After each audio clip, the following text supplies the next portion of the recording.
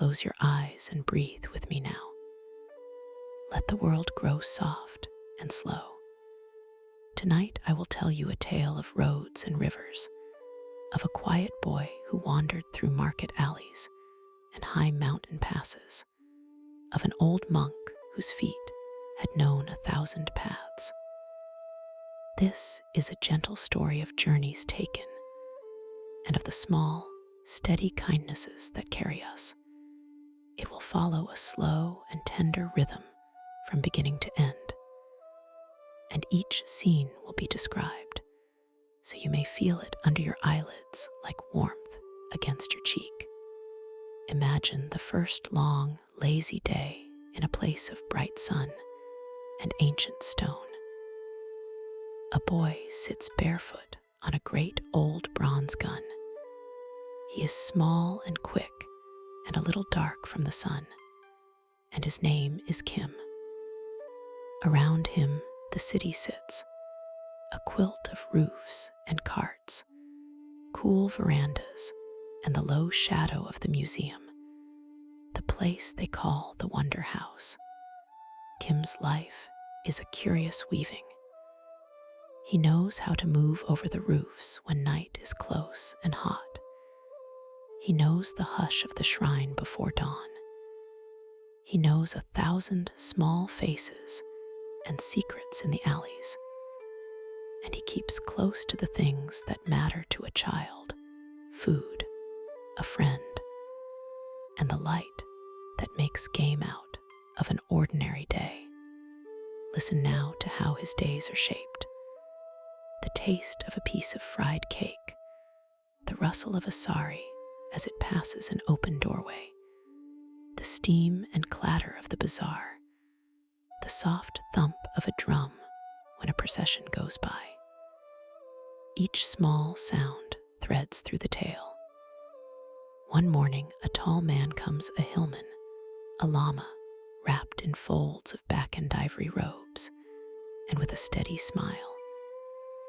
He is older than the roofs, yet kindly as a warm bowl. His step belongs to another land of wind and distant snow. The boy sees him, and the Lama sees the boy, and a road opens between them. They step into each other's life like companions meeting under a great sky. The Lama is seeking something he calls the river of the arrow, a strange name that is the kind of promise sages give each other. He speaks of the river as one might speak of an answer that washes away the old burden of repeating lives. The Lama's voice is old and soft and patient, and when he smiles, he makes the boy feel safe as a child in a lap. Kim is quick to learn the roots of people's hearts, and he can read the tilt of an eyebrow or the little giving of a hand. In the market by the sun-tilted museum, the Lama roves among sculptures of ages gone by, and in the cool hush of stone, he listens as if each carved face might whisper a clue.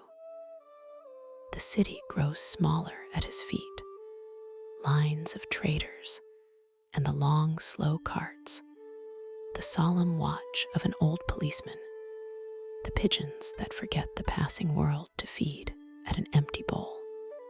You can let your breath lengthen now, slow and soft. This is the kind of place where time almost floats. The Lama speaks to scholars in a small room full of pictures, maps, and old books. And when he reads with a child's astonishment and an elder's reverence. He speaks the names of pilgrimage places like the names of friends in a long family. Kapilavastu, where life began, the great Mahabodhi, where stillness sat like a jewel. His fingers trace lines on the map, and his eyes fill with the same deep light the boy first saw when the Lama leaned close in the shade by the bronze gun. For the Lama believes the river is somewhere on that map, not a place to find and fold away, but a truth that will give a certain kind of freedom to any who stand in its waters. The boy sits with his head on his knees and listens. You may notice your own chest rise and fall in a steady pace as you let the scene settle in like moss on old stone. When the Lama and the boy go back out, there are small, kind acts in the streets. A promised bowl filled at a vegetable stall, a careful sharing of tea, the small, steady returns that make two strangers into a pair passing along a road. The Lama trusts the boy, and the boy trusts his feet again. Together, they begin a long walk, more a slow going than a hurried march, along the wide road that runs like a backbone through the land. On both sides of it, the fields breathe.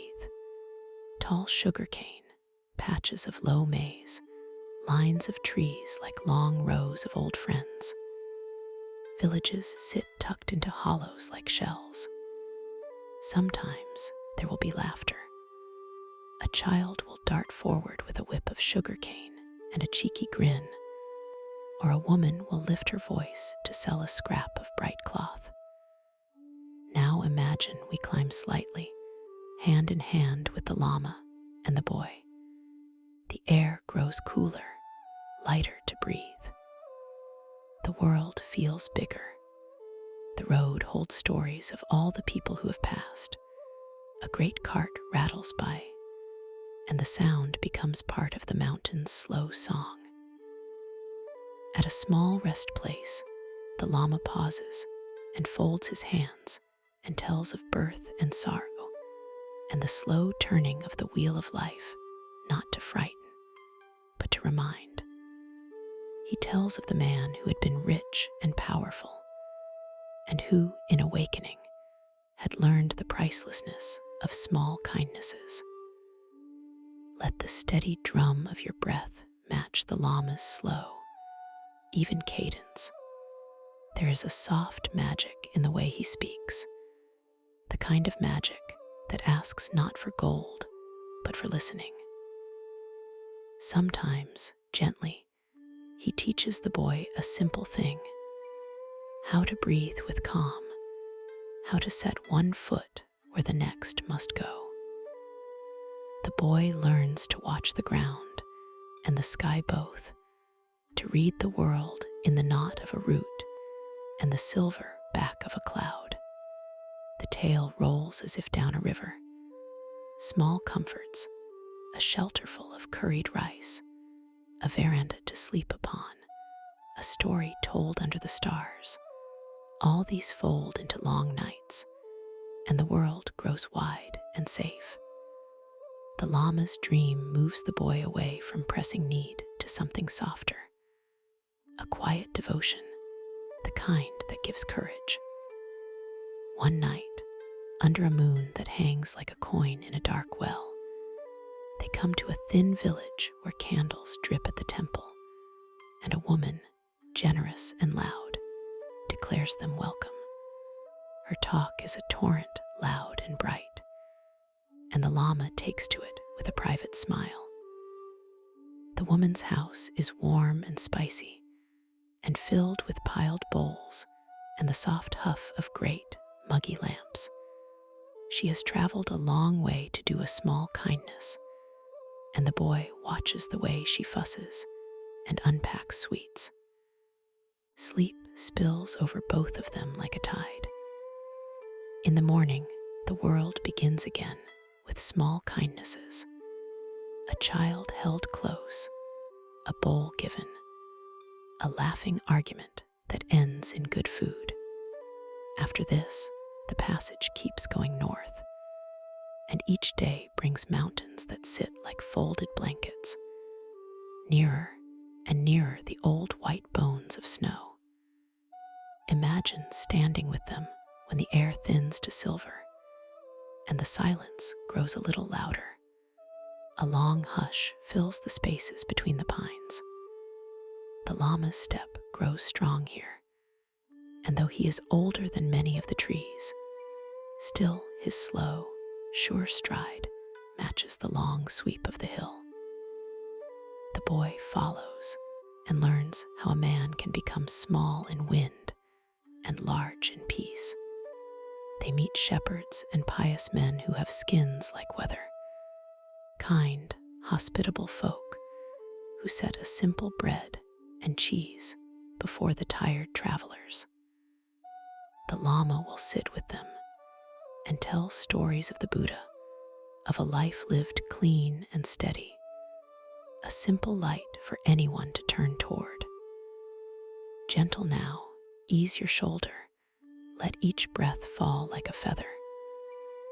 You are traveling alongside them, and the path asks only that you keep step. At one sharp pass, the Lama rests his hand against a carved stone and looks out over a valley. The sky reaches long and true, and a river somewhere far below sings like silver. For a long moment, you can feel the hush, the soil under your feet, the cold on your face, the stillness of pine needles falling. And as night falls, in a little village whose roofs nestle into the slope, there comes a hush like prayer as the Lama begins to narrate a quiet and luminous story so old that its edges blur into the clouds. An elephant who carried a weight of love for a lifetime and was repaid when a small calf wrenched a yoke away, a lesson about patience and kindness and the small power of waiting. You can let your shoulders release and set free the small tensions that won't help you now. Tell me if you feel that ease. The story deepens. Once they reach a bent-down dale of bright grass and a village with small bell-roofed shrines, the Lama's body grows more still. He is older now, and his face has the patient lines of a man who has learned the art of waiting for truth. He sleeps beneath the eaves of a kindly house while the boy keeps watch in the evening light. Morning is soft as a teaspoon of cream. The Lama wakes with that quiet smile that comes after long sleep and moves gently to the river that runs like a silver thread through the valley. He says to the boy that he has seen, in the hush of his meditations, the river of the arrow, a name that sounds like a prayer. This is the place where, he says, the water carries away the tangle of old sorrow and leaves a clarity like a polished stone. The boy listens and feels his chest grow soft.